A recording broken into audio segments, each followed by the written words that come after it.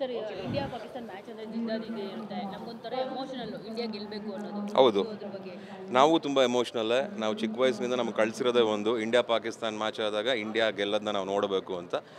ಈ ಸಂಡೇ ನಡೆಯೋ ಮ್ಯಾಚಲ್ಲೂ ನಾವು ಅದನ್ನೇ ನೋಡೋಕ್ಕೆ ಬಯಸ್ತಾ ಇದ್ದೀವಿ. I wish our Indian cricket team all the very best. Thank you ಮಾ.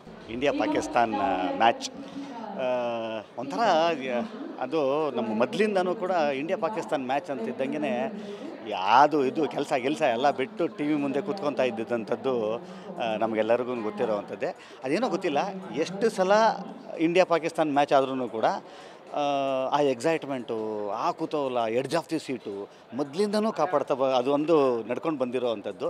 ಈಗಲೂ ಕೂಡ ನಾನು ಇವಾಗ ಸ್ಟೇಜ್ ಮೇಲೆ ಇದ್ದಾಗಲೂ ಕೂಡ ಮಾತಾಡ್ತೀನಿ, ಯಾವತ್ತು ಅಂತ ಕೇಳಿದ್ರು. ಇಲ್ಲ ಭಾನುವಾರ ಅಂತ, ಫಿಕ್ಸು ಭಾನುವಾರ ಅಂತ.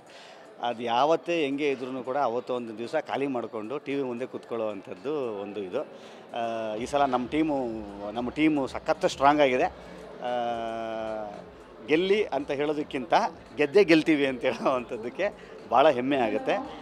ಈ ಒಂದು ಮ್ಯಾಚ್ ನೋಡಲಿಕ್ಕೆ ನಾನು ಕಾತುರದಿಂದ ಕಾಯ್ತಾ ಇದ್ದೀನಿ. All the best to the entire team of India. ಇಲ್ಲ, ಸಿಕ್ಕಾಪಟ್ಟೆ ಕ್ಯೂರಿಯಾಸಿಟಿ ಇರುತ್ತೆ. ಯಾಕಂತಂದರೆ ಇಂಡಿಯಾ ಪಾಕಿಸ್ತಾನ ಮ್ಯಾಚ್ ನಡೆಯೋದೇ ಕಾಯ್ತಿರ್ತೀವಿ. ಅದರಲ್ಲಿ ಇಂಡಿಯಾ ಒಳ್ಳೆ ಫಾರ್ಮ್ನಲ್ಲಿದೆ, ನಮ್ಮ ಟೀಮ್ ಸೂಪರಾಗಿ ಆಡ್ತಿದ್ದಾರೆ.